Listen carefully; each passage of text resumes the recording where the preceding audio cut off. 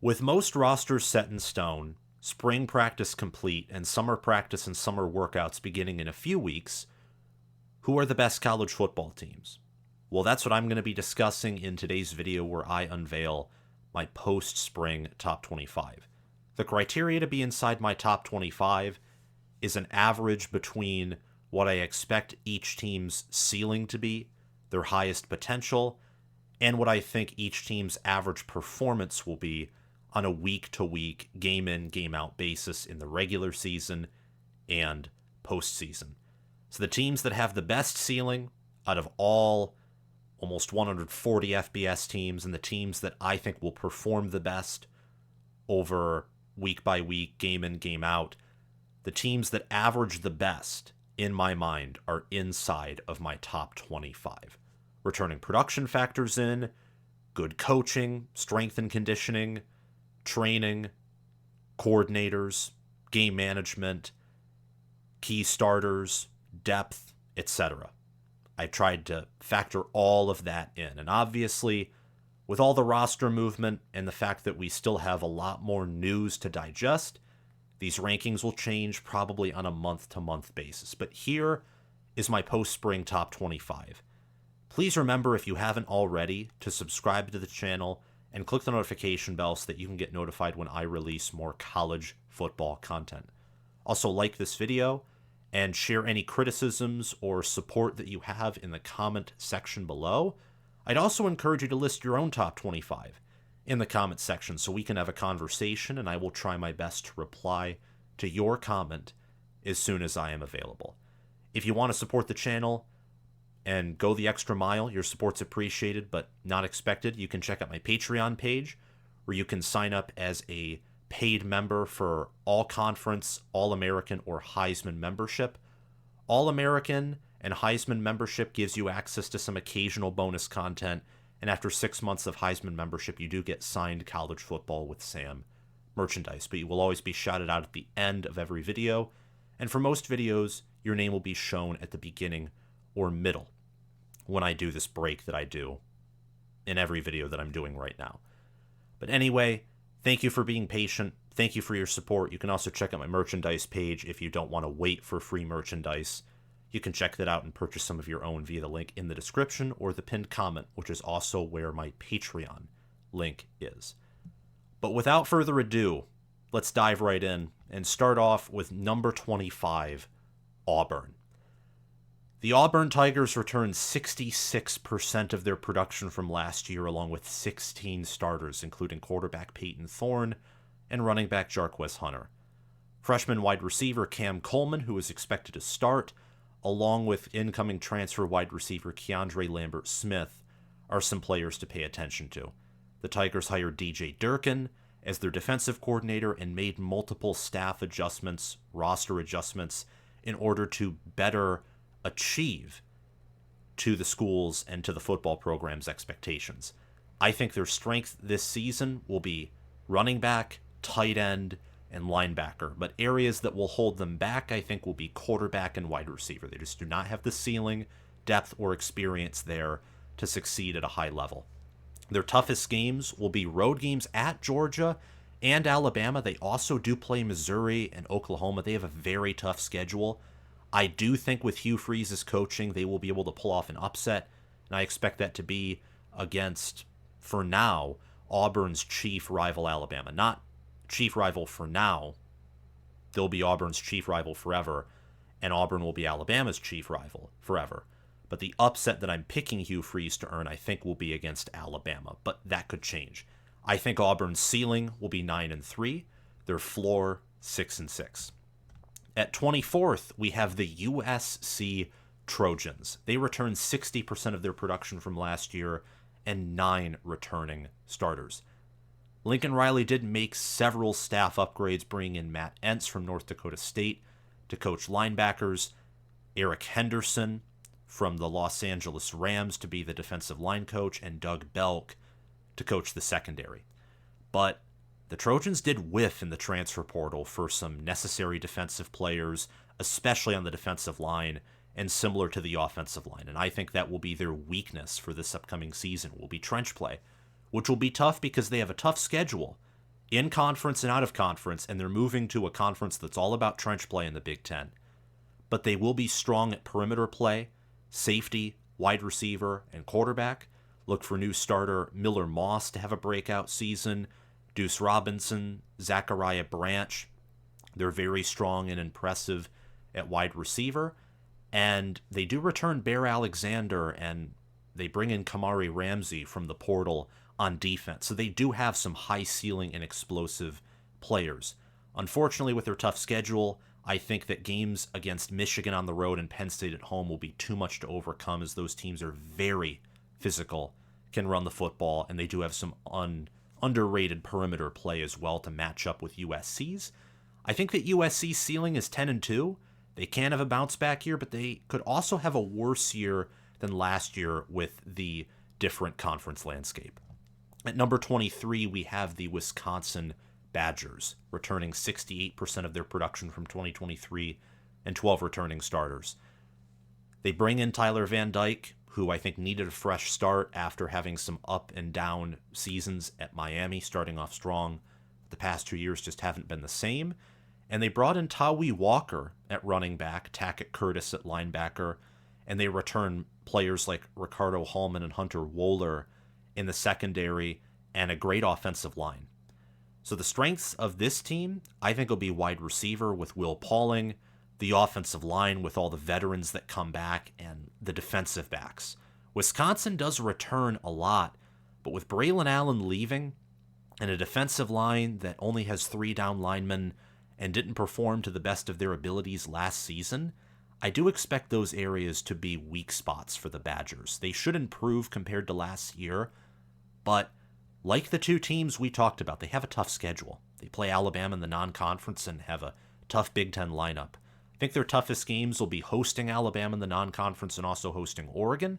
Thankfully, they host both of those games, but I do not think Wisconsin is ready to compete with these teams that have that much more talent at virtually every position. The only position that Wisconsin compares to these two schools in is probably the offensive line. That's about it. At best, I think the Badgers can go 9-3, and at worst, they could regress record-wise compared to last year and have a losing season. Up next at number 22, we have the Tennessee Volunteers. Tennessee returns 48% of their production from last season. They are only 3 of last season's top 20 teams to return less than half of their production entering 2024. And they only bring back 9 starters. However, many people have them rated higher than I do, and I understand. They return James Pierce Jr., who's one of the best players in the country at defensive end. Nico Iamaleava is someone who very many people are high on. And they bring back Dante Thornton, Squirrel White, and Brew McCoy at wide receiver. And that's where I think this team's strength will be, is quarterback, wide receiver, and the defensive line. I have questions about the offensive line, though, with the drop-off in production, and it's similar at defensive back, where they did not perform well last season, and they had some production and starters depart from the cornerback and safety room. Tennessee, like any SEC or Big Ten school, does have a tough schedule. There are some exceptions to the rule. Tennessee is not one of them. And they play Alabama and Georgia yet again, despite the fact that divisions are abolished basically in every conference, including the SEC. I think they will lose to both Alabama and on the road at Georgia, their toughest games. Their ceiling is 10-2, and I think the high level of play I expect at quarterback will help their ceiling, but they could also have their worst season or one of their worst seasons yet under Josh Heupel and go 7-5 in my opinion. We have Kansas State at 21. The Wildcats are one of the more physical teams in the country, and they do have a great coaching staff.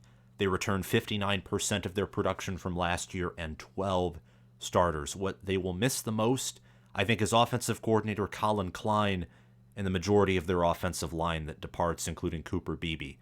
Nonetheless, they return DJ Giddens at running back. Avery Johnson's a young and upcoming player at quarterback. Pay attention to those. They have a good secondary and I think an underrated wide receiver room. And even with Ben Sinnott leaving, I think tight end will still be an area that could have some strength. This team is impressive in my opinion. They could have been ranked higher, but I did put them right here, and I think it's an appropriate ranking. Running back, the offensive line, I expect to reload, in fact. Defensive tackle and cornerback are areas of strength. Wide receiver, there are some potential playmakers, but I think that along with defensive end and the pass rush will be an area of weakness. Kansas State plays in a Big 12 that will be weaker than last year with Texas and Oklahoma leaving. Their toughest games, therefore, are Kansas at home, Iowa State on the road. I expect them to split those, beating their rival Kansas, losing on the road at Iowa State. With the talent that they have and the coaching that they have, the development, Kansas State could have a very impressive season and I think win as many as 11 games, only dropping one.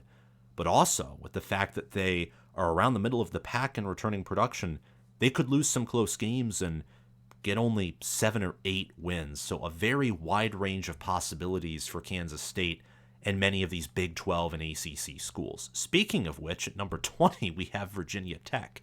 Now, I kind of chuckle here because Virginia Tech hasn't been relevant in a decade or more. Now, they have had some above average or good seasons in that time frame, but not a great season or anything worth paying attention to. But they return 84% of their production from last year, 22 starters, and they are strong as a result. I don't think they're like Oklahoma State or Iowa State, who missed my top 25, where I have a lot of questions even in areas where they return production. I like Brent Pry as a head coach.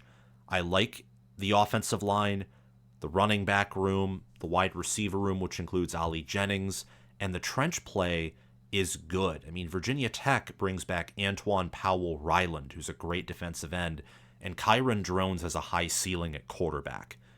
The questions that Virginia Tech has, their areas of weakness, I think are their defense, their secondary, their linebacker core specifically. They do, thankfully, have a easy schedule in my mind, and with their returning production and experience, I expect them to do well, especially in close games. They host Rutgers early and play at Miami early, so there isn't much room for this team to make mistakes early on, and those are tough games, which I think Virginia Tech will lose, but they could beat one of those teams, maybe two of them. I think that Virginia Tech could reach the ACC championship game and have success with an 11-1 regular season record, but they could also be exactly like they were last year, just with the talent limitations and some unknowns that they do have. At number 19, we have the Kansas Jayhawks. I love Kansas. I love Lance Leipold, and I love that Jalen Daniels is back. Same with Highshaw, same with Devin Neal at running back, and they bring back Lawrence Arnold and Luke Grimm at wide receiver. This offense, even with Andy Kotelnicki leaving, I think will be pretty good. They return 59% of their production and 13 starters, and their offensive line brings back a good amount, and they got Kobe Bryant in the secondary at corner. So this team does have a ceiling to them. I know y'all are seeing that ceiling right now, the 12-0, and maybe thinking I'm insane. But again, no Oklahoma, no Texas, and Kansas is using the portal and recruiting rather well, and they have one of the better coaches in the country in Lance Leipold. The toughest games on their schedule, I think, are Kansas State on the road, Iowa State at home. Much like their rival Kansas State, I think they split these games, beating Iowa State at home, losing to Kansas State on the road. The Big 12 is going to be so fascinating. I think Kansas can win it. Iowa State can win it. Oklahoma State can. Kansas State can. There are some more teams that we'll talk about as well who can win it. Very wide open conference. I think that Kansas has the quarterback, the development, and the depth in a lot of places, particularly on offense, to win the conference and potentially to dominate parts of the conference as well. So I'm high on the Kansas Jayhawks, even with what they lost from last season. At number 18, we have a team that is very similar to Kansas in that both of these teams have elite depth at certain positions. But what separates Iowa at 18 from Kansas at 19 is the fact that Iowa has this elite depth on defense and on special teams. Iowa returns 79% of their production from last year. They lead the Big Ten in returning production after the spring portal window has closed. and they bring back 19 starters. They fired Brian Ferentz. It was really a university decision, and thank goodness for that because Kirk Ferentz wasn't going to fire him. And Kirk Ferentz hired Tim Lester, former Western Michigan head coach and Green Bay Packers analyst, to be the offensive coordinator. As a result, I expect upgrades on the offensive side and a better scheme and execution, but ultimately that will still not be a strength, and I think we can all see that. Tight end, and then the defensive line, linebacker, and defensive back, those are areas of strength. Nick Jackson and Jay Higgins return at linebacker. That could be the best linebacker group starting in the country.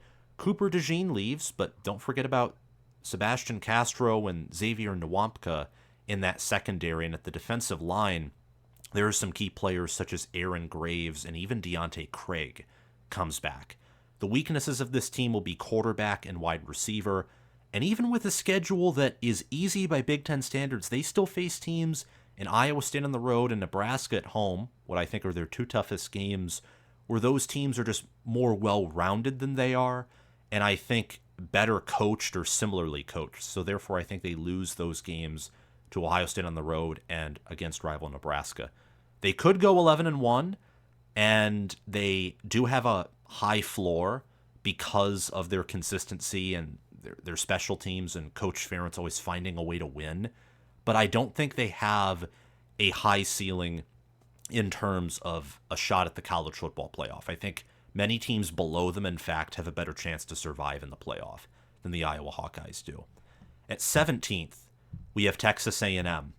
The Aggies returned 67% of their production from last season. They return 12 starters, but they bring in over 20 transfer portal commits. And this team is fascinating because of Mike Elko bringing in Colin Klein as the offensive coordinator, and Connor Wiegman had a very high quarterback efficiency rating last year. Le'Veon Moss comes back at running back, Moose Muhammad at wide receiver, Shamar Stewart on the interior of that defensive line. I think quarterback, running back, wide receiver, and defensive line will be areas of strength for this team. The weaknesses, I think, will be the offensive line and also the safety position. There were some holes in the secondary last year that I do not think got plugged up or at least completely fixed. More like a band-aid on a bullet wound rather than a total fix via the portal and the new coaching staff. And the offensive line, Bryce Foster went to the transfer portal, and that line was not exactly great last year. Texas A&M is a workable schedule. It's not easy, but it's workable. Their toughest games, I think, are at home against Notre Dame and another home matchup against Missouri. I think that A&M will lose both of these games, but they'll play competitively in these matchups. If I was to pick them to beat one of these teams, it would be Notre Dame. This team is an incredibly high ceiling due to the talent and also the fact that they don't play Alabama or Georgia. And Texas is at home at the end of the year. Same with Missouri, same with Notre Dame. So the best teams they play are at home in the intimidating environment that is Kyle Field. But their floor, due to the new staff or all the portal additions and exits, I think is 7-5. At 16th, we have the Rutgers Scarlet Knights. This is the first time that Rutgers has debuted in my preseason top 25, and I think in anyone's preseason top 25. At least that I know of. I know Joe Klatt didn't have them in his preseason top 25, and although Josh Pate doesn't do top 25s, he does like pure power rankings called the JP poll. I think that my top 25 is pretty close to a power ranking, but it's not computerized like his, though my computerized potential power will be out by August, I hope. He wouldn't have Rutgers in his either. His model wouldn't. But Rutgers returned 72% of their production, 16 starters. They bring back Kyle Monangai, most of their offensive line. Kaliak Manis beat out Wimsat for the starting QB job. That's already a 2024 prediction that I got incorrect. Hooray for me. And they return Mohamed Toure, Tyreen Powell, and Robert Longerbeam on defense, along with Aaron Lewis. So this team will be solid, a lot like Iowa. I just think that they will have a higher upside than Iowa, particularly because I think they'll have a superior offensive line and a superior offense. The weakness of this team is quarterback and tight end, running back, the trenches, and then the pass defense, linebacker and defensive back are areas of strength. Rutgers might have the easiest schedule of any Big Ten team. Their toughest games look to be at Nebraska and at USC. No Penn State, Oregon, Michigan, or Ohio State. I think they lose both those games on the road, but I think they'll beat Wisconsin at home, which is another tough game, and they could beat Nebraska, maybe even USC, even though I have a harder time seeing that. I think this team can go 11-1, but they are Rutgers. They do have talent limitations. I could also see them losing several close games and going 6-6. Up next, we have the Florida State Seminoles at number 15. The Seminoles, I'm going to keep it short and sweet. They got cheated out of the college football playoff last year. And full disclosure, I'm a Michigan fan, and some have made the accusation that the only reason Michigan fans said that Florida State was cheated out of the playoff is because Michigan wanted the easier matchup. Well, A, it doesn't matter because Michigan beat Alabama. And B, if Florida State got in the playoff, they would have been ranked ahead of Texas. It would have been Michigan versus Texas in the Rose Bowl because 13-0 Florida State, I think, would have been ranked ahead of 12-1 Texas, at least in my ideal world. But now with the 12-team playoff being introduced in conference realignment, the ACC is weaker than it was last year. SEC and Big Ten are stronger. So in a redo of last year's playoff scenario with this year's new conferences, it actually would make sense for a 12-1 Bama to get in over a 13-0 FSU, at least more sense than it did last season. Florida State can change that, though, and secure an entrance to the playoff just by winning the conference outright, and then they get that auto bid, especially if they have double-digit wins. They return 56% of their production. They've used the portal well, bringing in Terrence Ferguson from Alabama. He should help upgrade their offensive line, which is underrated, and return some starters from last season. They bring in Uiagalelei, DJ Uiagalelei at quarterback, and they bring in Roydo Williams at running back, and they bring back Ventrell Cypress at corner. So the run game, tight end with Kyle Morlock, the O-line and corner, and really the defense overall, I think, are areas of strength. But there are some questions with Uiagalelei, and they lost a lot at receiver, so those are some areas to be concerned about. At Miami and at Notre Dame will be tough, and those teams return more production. They're road games. I think Florida State loses those games. Miami and Notre Dame are in the wins. But FSU can beat both of them and go undefeated yet again, or they could regress. But I think they have enough talent to where their floor is not all that low. It's higher than I think many people might believe, at least with the previous reputation of Florida State before Norvell improved them. At number 14, we have the Nebraska Cornhuskers. Nebraska was not even in my early top 25, which I posted on my Patreon in an article. They just missed it. But after the spring game, looking at Dylan Raiola and just how good he looked, the receiver additions, the offensive line and defense just getting deeper and deeper, I really like this team. I really do. And this is a down year in college football. So number 30, number 27, number 21, number 14, 16, 17, the difference between those teams, in my opinion, is not as big as it would have been last year in 2022. The collection of teams that actually have a shot to do anything of significance regarding the CFP is much smaller than it was in previous seasons. I don't think Nebraska has much potential to make a college football playoff run, but they certainly can have their best season in multiple years. They are strong at quarterback with Dylan Raiola and Heinrich Harburg. At running back, they have Emmett Johnson, Gabe Ervin Jr., Dante Dowdle. They bring back Thomas Fedoni at tight end. And at defensive tackle, Nash Hutmacher, he's an all-Big Ten, potentially all-American caliber player. And they also have Tommy Hill at corner and other great players. But they lost both their starting linebackers, and offensive tackle has been a thorn in this team's side. So I think those will remain weaknesses. At Ohio State and at USC will be very tough games for Nebraska to win. I don't think they'll win those games, and those are the two toughest games on the schedule, maybe with a road game at Iowa, which I think Nebraska will win this year. The Cornhuskers can go 10-2. It'd be a phenomenal year. I think this team's floor is 7-5. Maybe you could go lower and say 6-6 due to their history of not reaching a bowl game, but I'm 100% or at least 99.9% sure this team will reach a bowl game this season. I think that Nebraska is at least getting closer to being back. Up next at number 13 is another team that is closer to being back, or at least will be this year, in my opinion, and that is the Miami Hurricanes. Now, Miami is a long, long way to go before they can compete for national championships, but I think they can at least compete for the college football playoff and an ACC championship this season. The Hurricanes have used the portal masterfully this preseason. They returned 68% of their production from last year, which, by the way, Bill Connolly's returning production numbers do factor in incoming transfer production. The Hurricanes returned 13 starters, and they brought in Cameron Ward at quarterback, who looked awesome in the spring game and showed that he has a great ceiling at Washington State. They brought in Damian Martinez, a 1,000-yard back from Oregon State, Sam Brown, I think 700, 800-yard wide receiver from Houston, and Simeon Barrow Jr. from Michigan State, who when healthy is a great defensive tackle. All of these players are key additions to a team that last year was very inconsistent. Very inconsistent. What Miami needs is more consistency and better coaching. They have the talent. In fact, this season they'll be top 10 for sure, perhaps higher in the 24/7 Sports Team Talent Composite. They'll be one of the most talented teams in the country. Their strength is quarterback, running back, wide receiver with Restrepo and Sam Brown, the defensive line with Simeon Barrow and some young, great players returning from last year.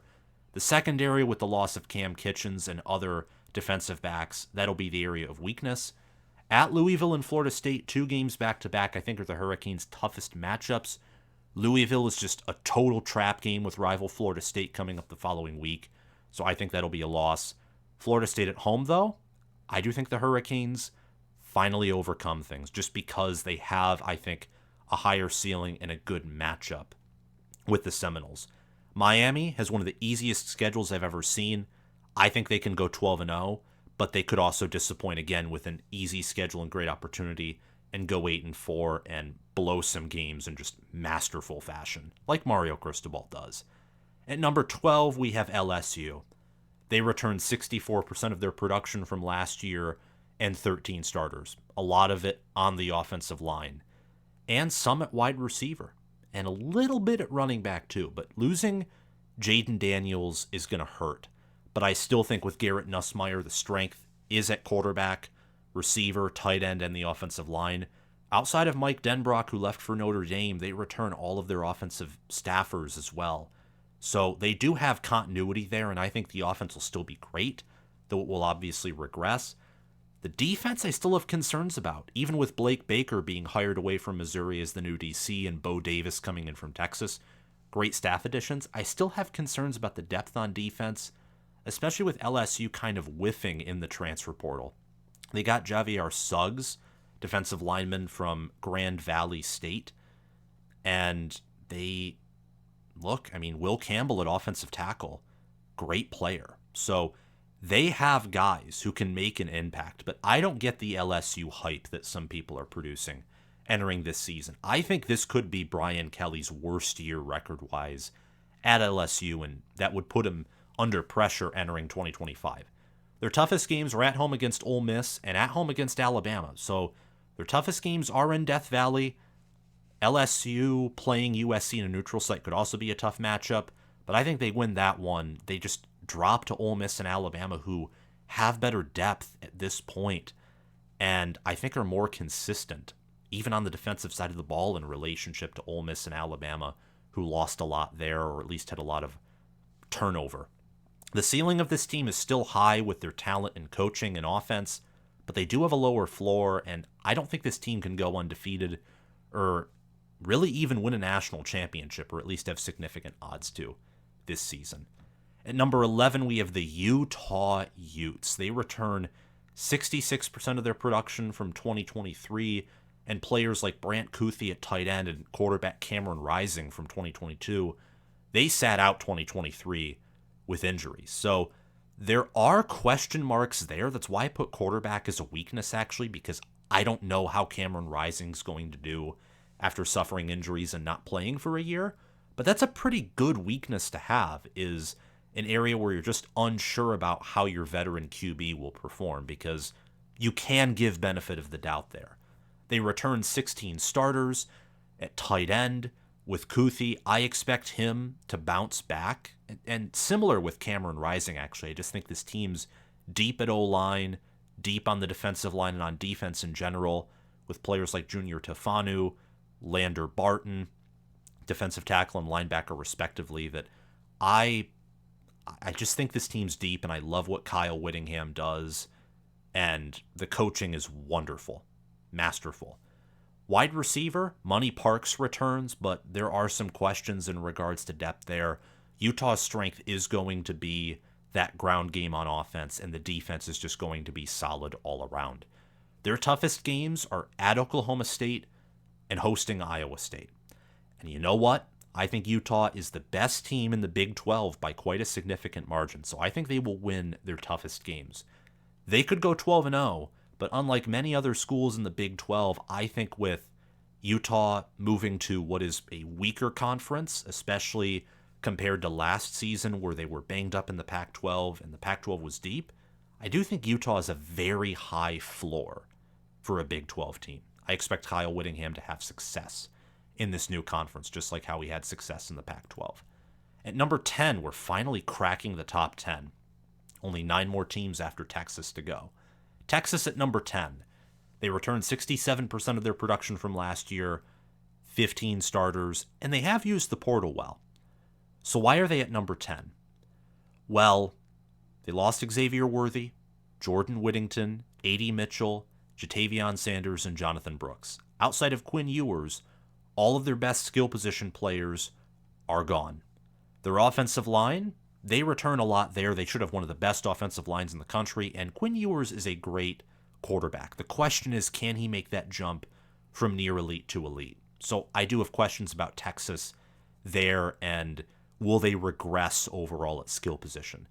The bigger question, though, is the defense, because the offense will be one of the best in the country, hands down. With the defense, losing Sweat and losing Murphy and, replacing them with Bill Norton and a few other transfer players, I think that area will regress. Andrew Makuba is coming in from Clemson, and I think he will help anchor the safety room and just provide an area of known and safety. And they do bring back Malik Muhammad at corner, young player last year. The secondary should improve. However, I expect the losses at defensive line to balance that out and overall this defense to remain relatively similar to last season. Defensive tackle and cornerback, I think, will be areas of weakness. The entire offense, you could include running back up here. I just only wanted to include 4 areas of strength. The offense in general, quarterback, receiver, tight end, offensive line will be strong. Silas Bolden transfers in at receiver, same with Isaiah Bond, and then Amari Niblack at tight end. The toughest games for Texas will be at Michigan and home against Georgia. Because I'm more confident about those two teams' defenses, I think Michigan will have a great rushing offense. Georgia will have a great offense overall. I do have those games tabbed in as losses. I think Texas in the SEC with Michigan in the non-conference, I have a hard time seeing them go 12-0 with a harder schedule than last year and a team that'll be similar or maybe worse than last year's team. Their floor, though, compared to Oklahoma and USC and some of these other schools that are moving conferences, not bad at all for an SEC schedule at 9-3. I still have Texas in my top 10, and I think they will be a great team this season. At number 9, we have Ole Miss. Ole Miss returned 70% of their production from 2023. A huge, huge part of that is their incoming portal class with 22 players. It's the number 1 portal class in the country per 24/7 Sports. And they also bring back 15 starters from last year. Jackson Dart comes back. Similar question to Ewers is, can he be an elite quarterback? Last year there were flashes of it, but can he make that more consistent? Trey Harris comes back at wide receiver. He's an elite receiver. At running back, Ulysses Bentley, the 5th, or maybe 4th, I think, is joined by Henry Parrish in the backfield and many other incoming transfers. And at offensive guard, 2 Washington guards who started last year in Nate Kalepo, and I forget the other player's name, they're transferring in at offensive guard. So I think those will be areas of strength. Offensive tackle, And linebacker, a little bit of youth at linebacker, and Jackson Dart got sacked and pressured quite a few times last year. Those are areas of concern. Georgia at home and LSU on the road. Those are the two toughest games for Ole Miss. And I think they'll beat LSU on the road. I think they return more production. That's a fact. They return more production.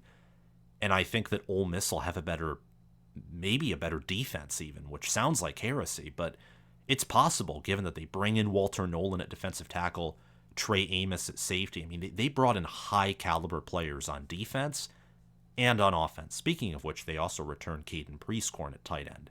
So this team is loaded. Their ceiling, just with Georgia on the schedule and then Oklahoma, LSU, I do think Ole Miss will definitely drop a game.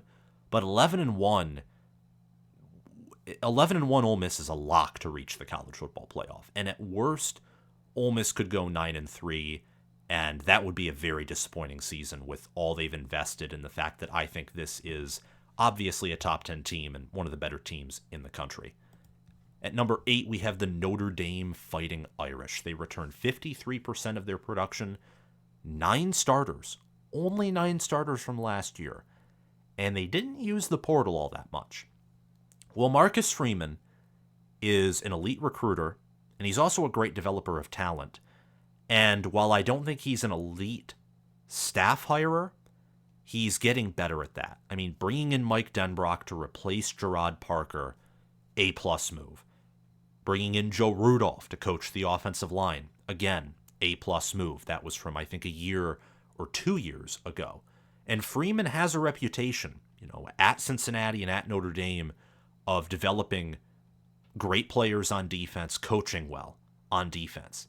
So far, from 2022 to 2023, he added 1 win, a regular season win. Also won both of his bowl games. I think Notre Dame takes yet another step forward this year. At tight end, they return Mitchell Evans. On the interior of the offensive line, they bring back Billy Scroth. And at the defensive line, they return Howard Cross. Jack Kaiser returns at linebacker.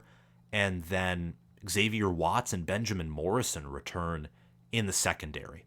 And they bring in Riley Leonard at quarterback, who I think with the fact that he's injury prone and that he isn't a top 10 quarterback or top 15 quarterback, I think that quarterback will be an area of concern for this team.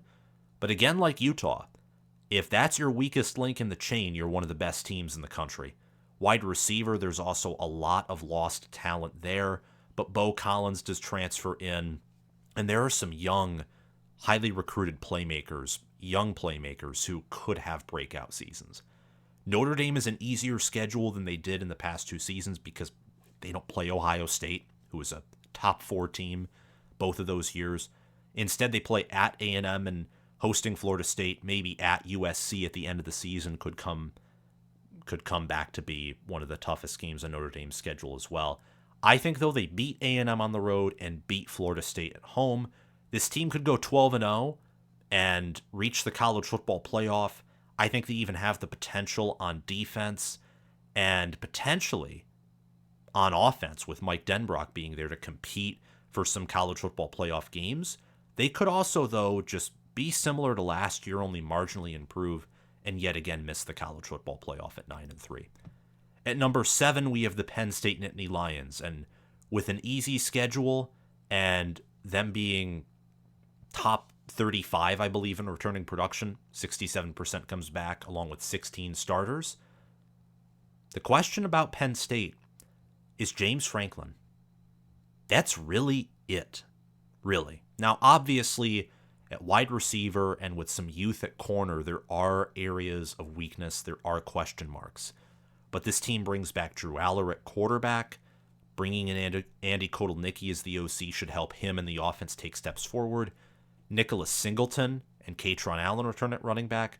Cooper Cousins is a true freshman alongside the offensive line, but he looked great in the spring game. He's big, he's physical. Expect him to potentially be a freshman who can add significant impact to one of the most critical areas for Penn State or any Big Ten team, the interior of the offensive line. At tight end, Theo Johnson leaves, but Tyler Warren returns. And on the defensive line, Abdul Carter moves to defensive end. And that doesn't even affect the linebacker room because Kobe King and the other linebackers all returned from last year. So Penn State is going to be Penn State. They're going to be a top 10 team. And they have one of the best assistant staff pools and strength and conditioning coaches in the country.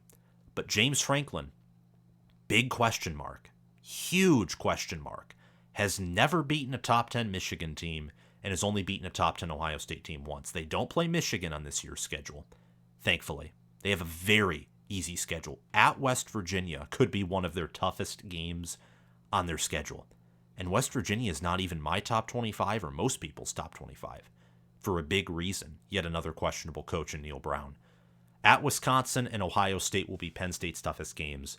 I think they'll drop it to Ohio State yet again. The Buckeyes are just so good, better in the trenches on an average basis, much better in the skill positions and perimeter play and secondary. I do think Penn State beats Wisconsin, though, and an 11 regular season win total, 11-game regular season win total is very possible. I think Penn State could even go undefeated with this schedule, but they could also drop a few games, just like they have in previous years. And if they do that and miss the 12-team playoff, Franklin will be under pressure entering the following season. But he could also redeem himself and certainly rise up the coaching rankings and potentially win the Big Ten this year with the talent that comes back in the coaching staff that he has. At number 6, I have the Missouri Tigers. Now, Missouri is a very interesting team because originally they weren't in my top 10 until a few days ago when I was making this video and doing research. I see that they returned 71% of their production, 14 starters, and I'm looking at their depth chart and their statistics and remembering how they played Ohio State, how they competed with Georgia.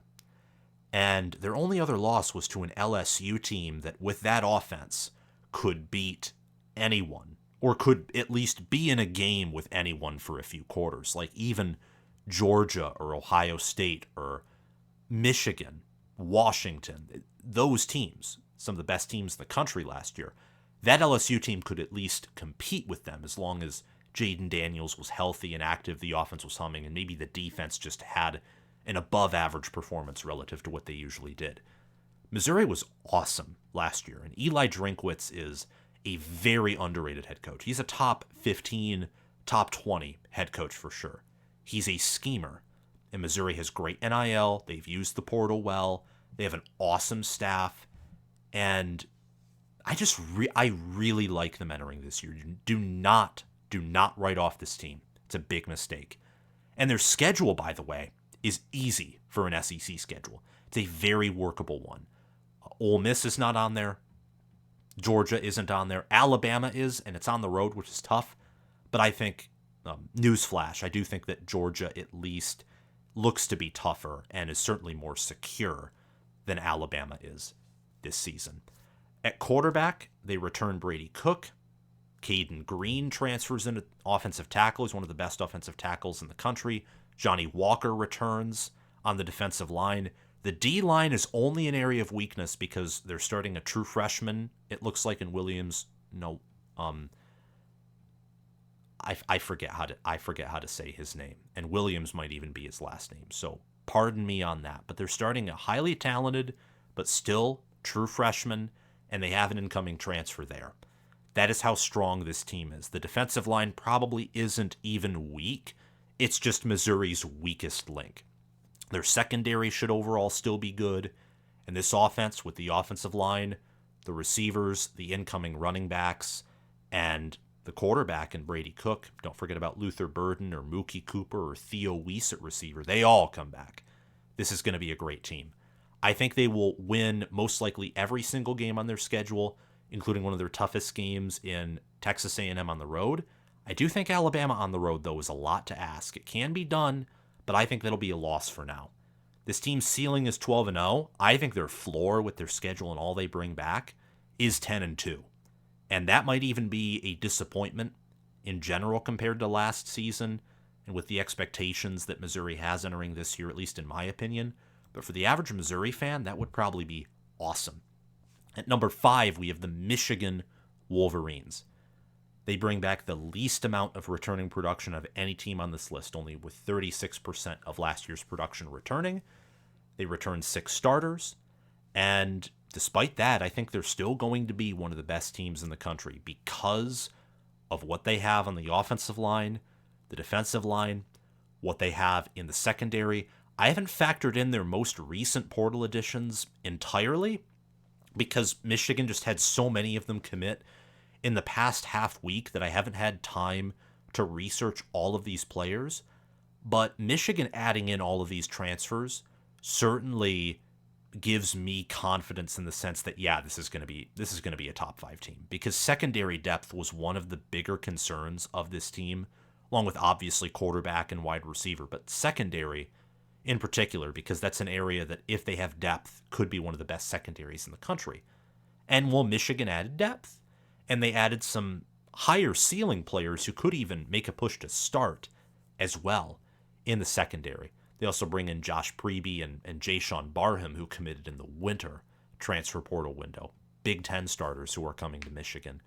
With Donovan Edwards coming back at running back, the offensive line featuring returning contributor Miles Hinton, and veteran players who've been developed by the best of the best, played behind the best of the best in Greg Crippen, Giovanni El-Hadi. I have high expectations for this O-line, and I think it will remain a strength of the team. The defensive line, though, with Mason Graham, Kenneth Grant, that's the number 1 defensive tackle unit in the nation by a mile. And then Derek Moore and Josiah Stewart at end. They'll help in the pass rush. And Will Johnson at corner. Those are the areas of strength on this team. Can Alex Orji take a step forward, and can the receivers perform to their maximum? Those rooms are big question marks for this team. Michigan's toughest games on their schedule. They have a lot of tough games on their schedule. Texas at home, Oregon at home, Ohio State on the road. They also have some other trap game spots. I think that they will beat Oregon at home. Oregon will, in playing in the Big Ten, it will be new. There will be even a little bit of a wake-up call for them, in my opinion.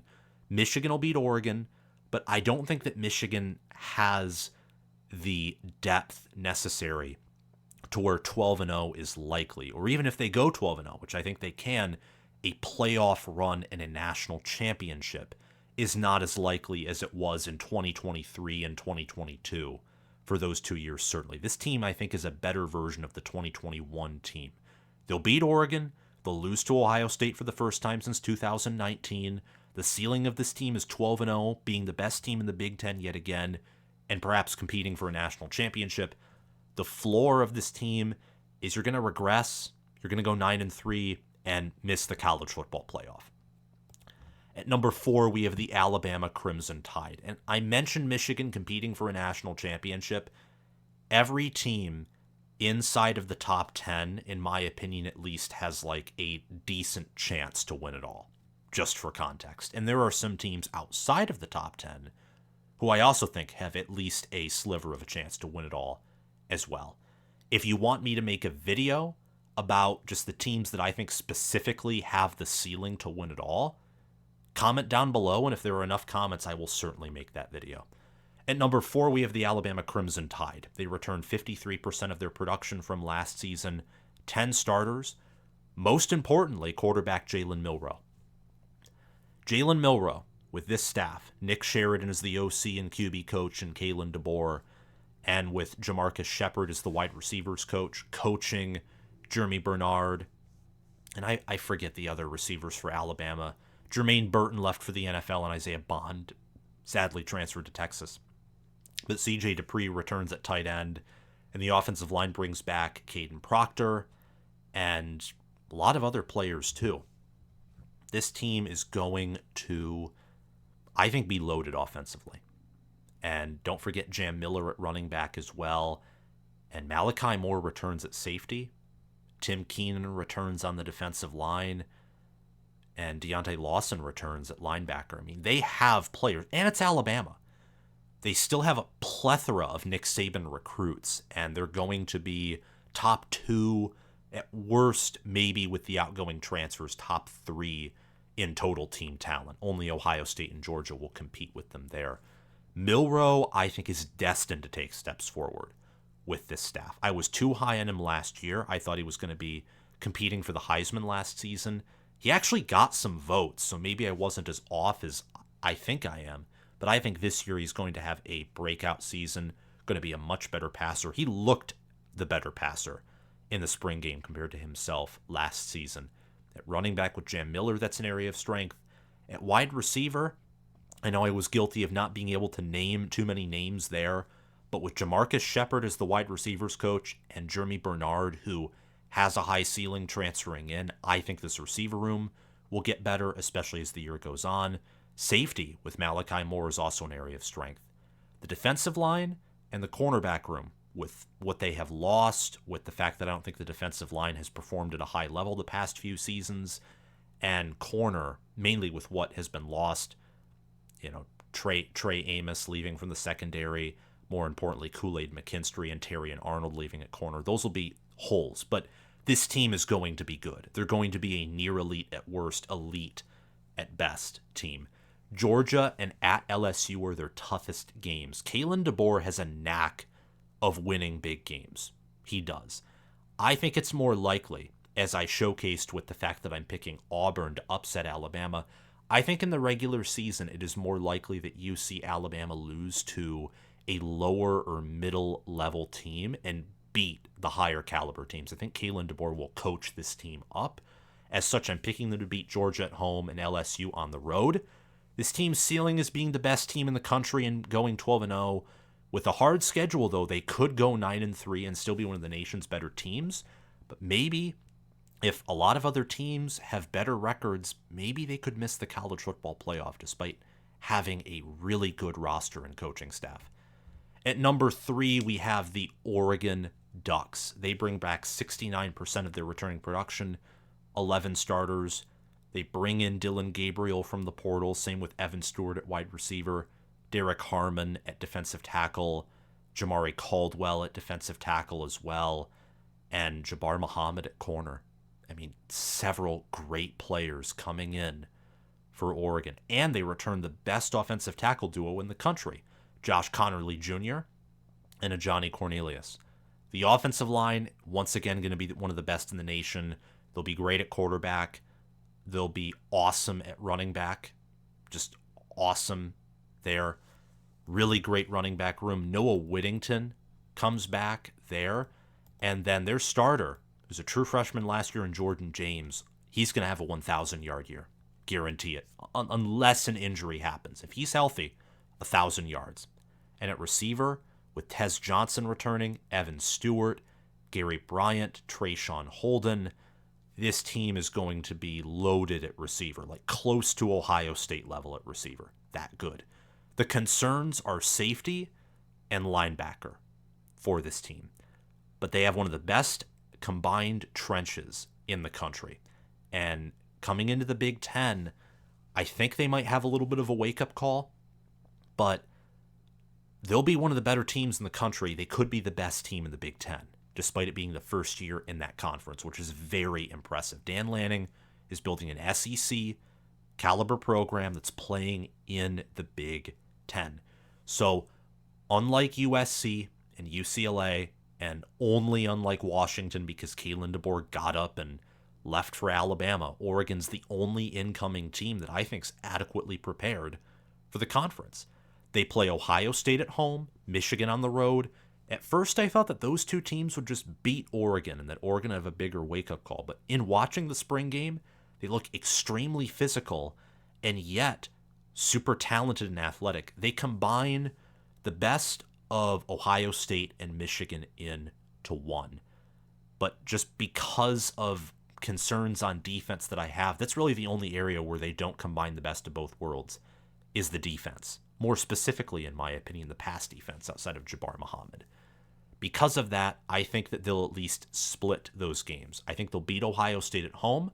I think because they're more physical than Ohio State and they have the home field advantage that'll help them win against the Buckeyes, Michigan's going to be the most physical team that Oregon plays, and it's on the road in the Big House later in the year. So I think that will be a win for the Wolverines. But don't be surprised if Oregon goes undefeated.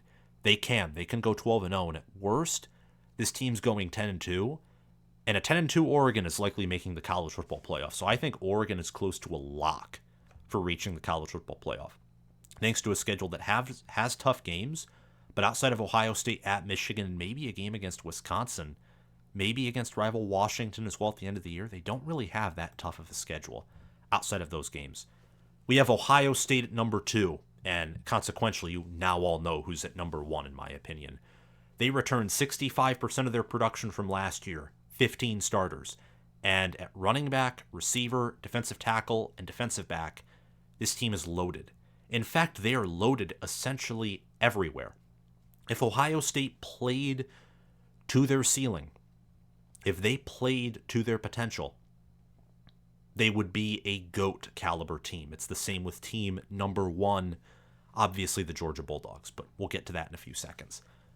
Ohio State, they brought in Will Howard at quarterback, Quinshon Judkins at running back, Caleb Downs at safety.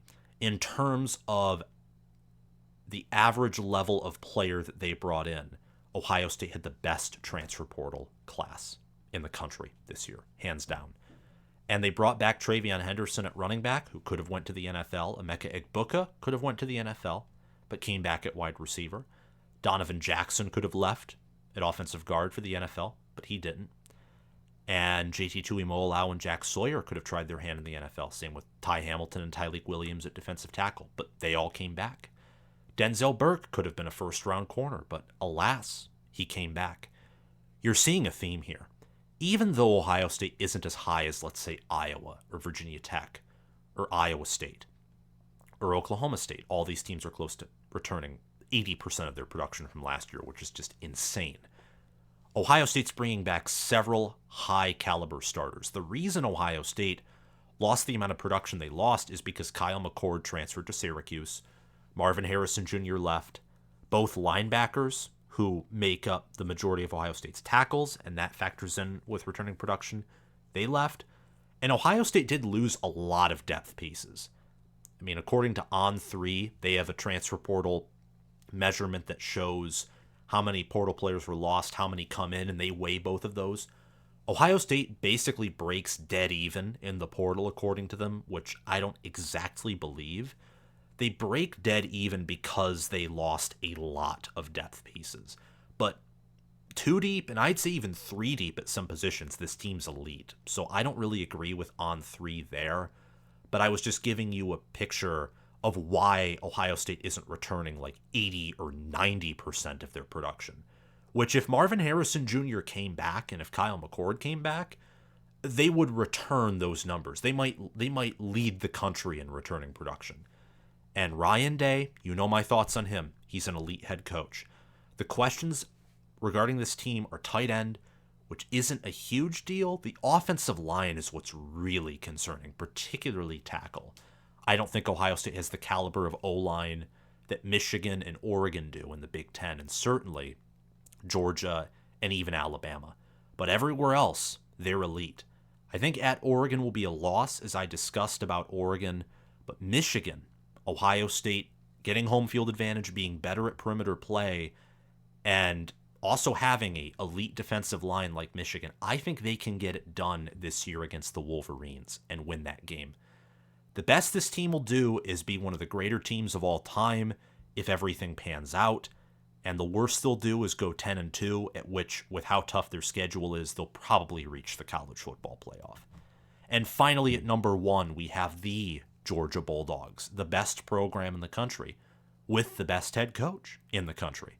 His name is Kirby Smart. They bring back 68% of their production, which is top 75, top 60, I think maybe even top 50. No, wait, actually, yeah, it's top 50. I remember now specifically. They're in the 30s or 40s in returning production. It's the highest in returning production by Bill Connolly that Georgia has been in the 2020s decade. The highest. That is insane. That's insane. When you look at the talent they bring back and you look at what they've put off in the NFL over the previous drafts, including the 2024 draft, and you look and they return their top 50 in returning production, with the number 1 recruiting class, with the top 20 portal class, with a staff that I think stayed the same or maybe even made some upgrades. And you're thinking, yeah, this is the number 1 team in the country. They have a quarterback in Carson Beck who could be the best in the country. I think he's going to compete with Jalen Milroe for that number 1 quarterback in the conference, potentially the country. Brock Bowers leaves. That sucks, but Benjamin Urasek transfers in and Oscar Delp returns, so I don't think anyone cares. I think this is still one of the best tight end rooms in the country. The O-line. Amarius Mims leaves. Cedric Van Pran leaves. Tate Ratledge returns. Great offensive guard. Veteran player. At defensive back, Malachi Starks returns. Dalen Everett. There are several high-ceiling players there. And at defensive end, Michael Williams comes back. Trevor Etienne transfers in at running back. Ladd McConkey leaves at wide receiver, but there are some incoming wide receiver transfers. And Dominic Lovett comes back. Dylan Bell comes back. This team is loaded. And the weakness at defensive tackle with Warren Brinson and Nazir Stackhouse is just a weak link. That's all it is. Can Georgia's run defense return to the top 10, top 5 status? They can. The question is, will they?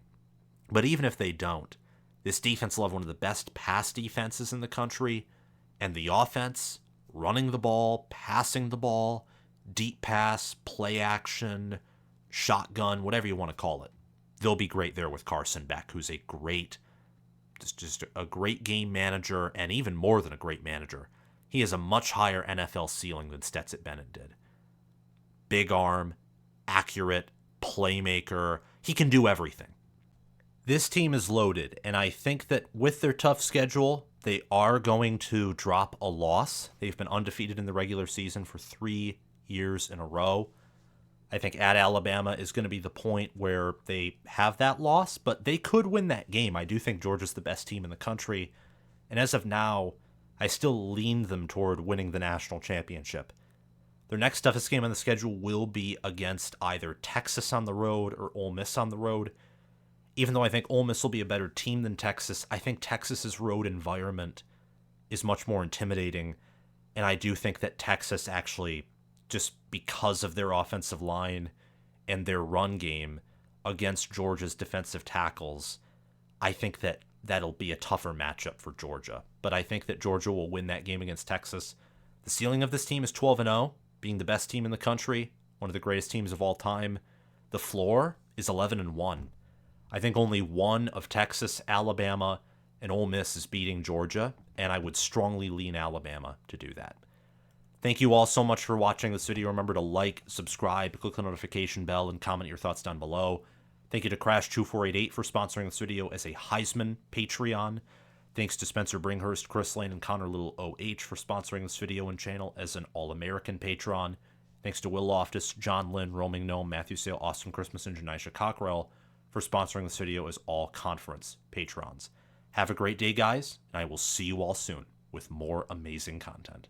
Bye-bye.